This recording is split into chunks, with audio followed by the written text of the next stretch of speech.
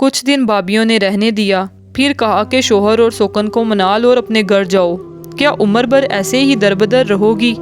بھائیوں کا بھی یہی خیال تھا، لیکن عورت لاکھ سونے جیسی ہو انسان ہوتی ہے، آخر اس کی بھی عزت نفس ہوتی ہے، وہ مٹی کا مادو تو نہیں ہوتی۔ آج انہوں نے یہ کہا ہے تو کل اس سے بھی برا سلوک کرتے، سو میں نے وہاں جانے کے بجائے لوگوں کے گھروں میں کام کرنا شروع کر دیا۔ میں دوبارہ بہاولپور آ گئی، ایک سہیلی کے پاس چند دن قیام کیا۔ کام کی تلاش میں میرے دن یوں ہی خامخواہ برباد کرتے رہے، دل کہیں نہ لگتا تھا، کبھی شوہر کی محبت اور کبھی ان کی بے وفائی خون کے آنسو رلاتی تھی۔ دنیا سے جی اچاٹ ہو گیا تھا، سوچتی اے کاش میں خودکشی کر سکتی۔ کبھی دل کرتا کہ بال کھول کر کپڑے نوچ کر سڑکوں پر دیوانی سی پھرنے لگوں، شاید اس طرح سکون مل جائے۔ پھر بھی خود پر قابو کیا اور ایک متمول شوہر کی بیوی ہوتے ہوئے لوگوں کے گھروں میں کام کرنے لگی۔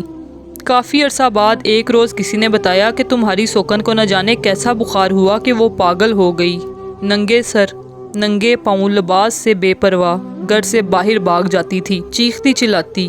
اسے پکڑ کر گھر لاتے تو کہتی مجھے چھوڑ دو، میرا کوئی گھر نہیں ہے، پھر دیواروں سے سر ٹکراتی اور بال نوچتی۔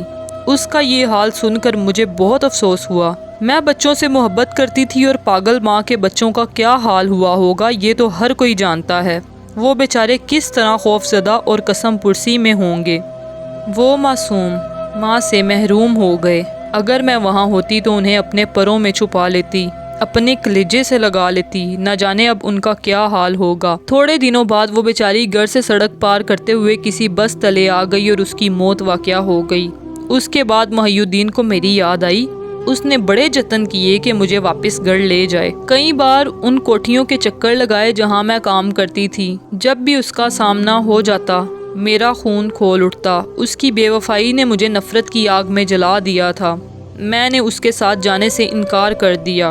جب دل ہی نہ مانے تو آدمی کیوں کسی کو دھوکہ دے؟ میں آج کہہ سکتی ہوں کہ عورت کی نفرت اس کی محبت سے زیادہ پائیدار ہوتی ہے۔ میرا اس کے ساتھ محبت کا رشتہ شاید ختم نہ ہوا ہو، مگر عزت و تکریم والا رشتہ نابود ہو چکا تھا۔ جب دل کے رشتے نہ رہیں تو میں دنیاوی رشتوں کے لیے کیوں کر اس سے ناتا جوڑ لیتی۔ وہ مجھے کھوجتا رہا اور میں گھر بدلتی رہی، یہاں تک کہ دور کی کالونیوں میں کام ڈھونڈ لیا تاکہ وہ مجھے تلاش نہ کر سکے۔ وہ بھی کچھ عرصہ بعد مایوس ہو گیا۔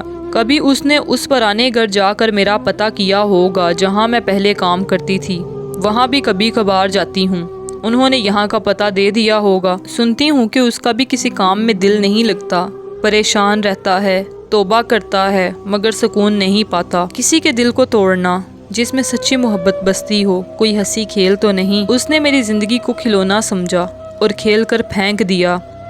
کبھی کبھی بچوں کی خاطر دل نرم پڑ جاتا ہے جو مجھ سے محبت کرتے تھے، جی چاہتا ہے کہ واپس ان کے پاس چلی جاؤں، نہ جانے کوئی ستیلی ماں بن کر آ جائے تو کیسی ہو، مگر یہ کافر دل محی الدین کو معاف کرنے پر آمادہ نہیں ہوتا۔